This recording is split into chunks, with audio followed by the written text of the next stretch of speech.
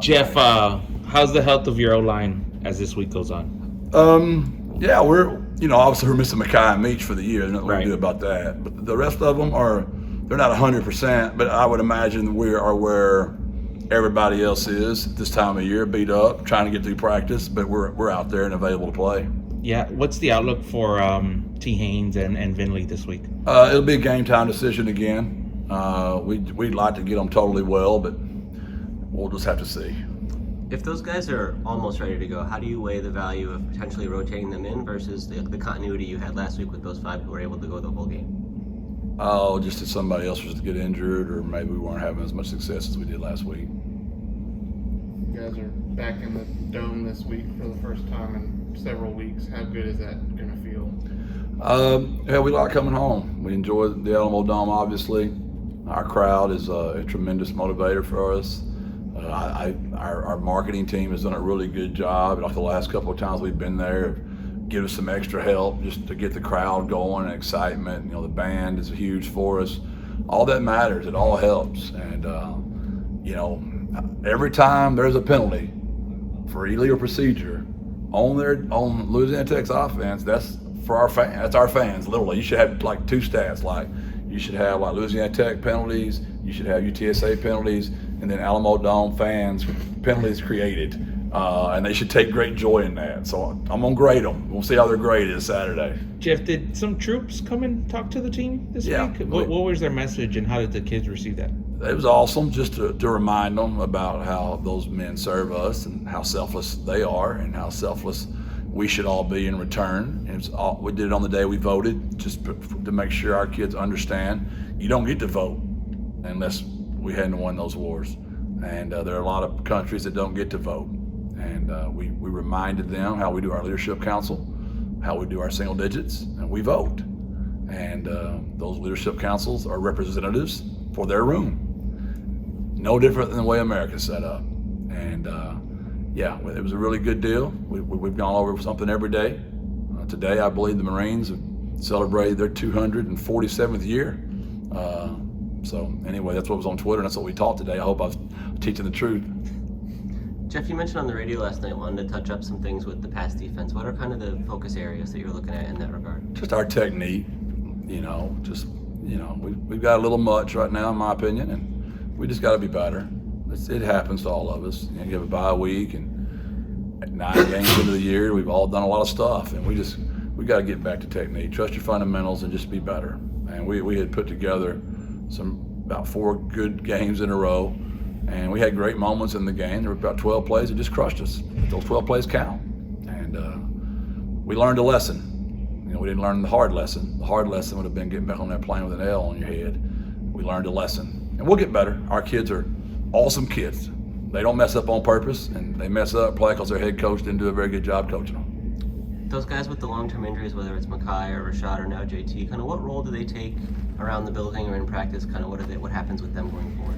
It just depends on where their health is. Like Rashad is just now getting back around from his surgery, but he's still in the leadership council meetings. Mackay is coming along more. His was more of a sprain, so it wasn't a major surgery. So it just depends on, Brandon was a major surgery. He's getting back around the mix now.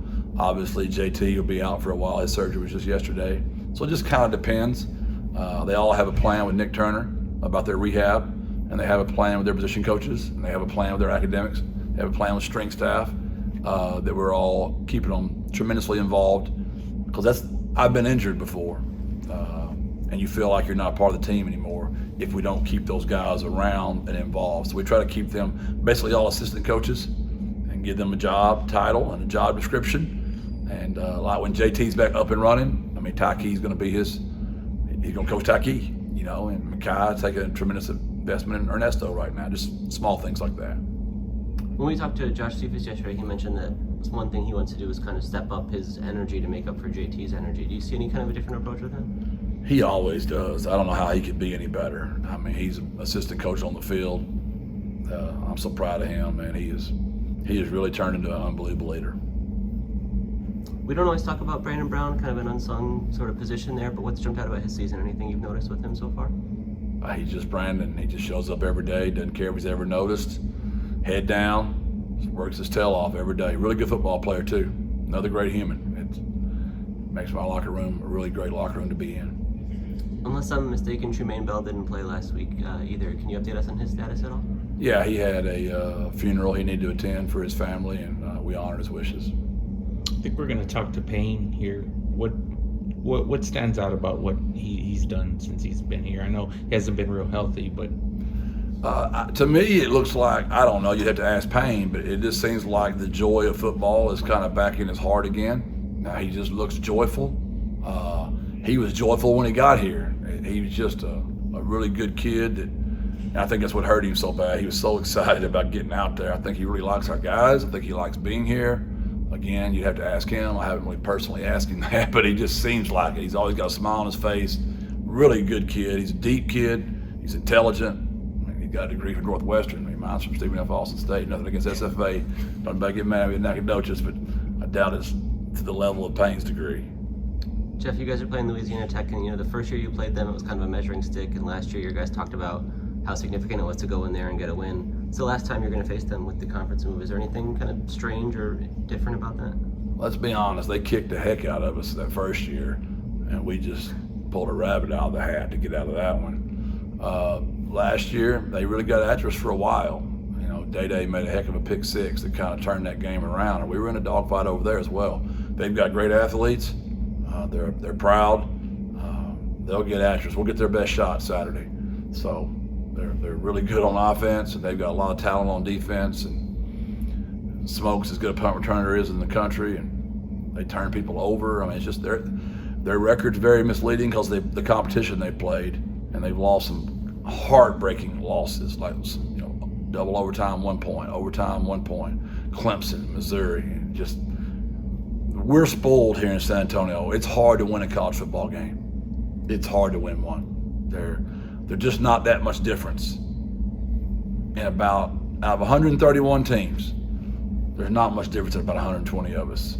I mean, I know you could start counting the bottom and that kind of stuff, but there's about 10 to 15 teams in the country that are just significantly different than the rest of us. The rest of us are all right in there together. Jeff, wanted to ask you probably don't know, but it just got announced that Barry got a contract extension at Illinois, gave him a raise in an extra year. What's your reaction to that? I know you watched some of his games. No one deserves it more than Barry Lundy Jr. He's an unbelievable person, and I've said it before, I believe in people that bet on themselves, and he probably took a $250,000 pay cut to come here. I mean, as a position coach in Arkansas, you probably get $400 to $500, and we might have paid him $210 or $250. And he took that pay cut to bet on himself. So, Barry, that $250 you gave away that 1 year, you're making it back now, my brother. Thanks, Jeff. Appreciate it. See y'all.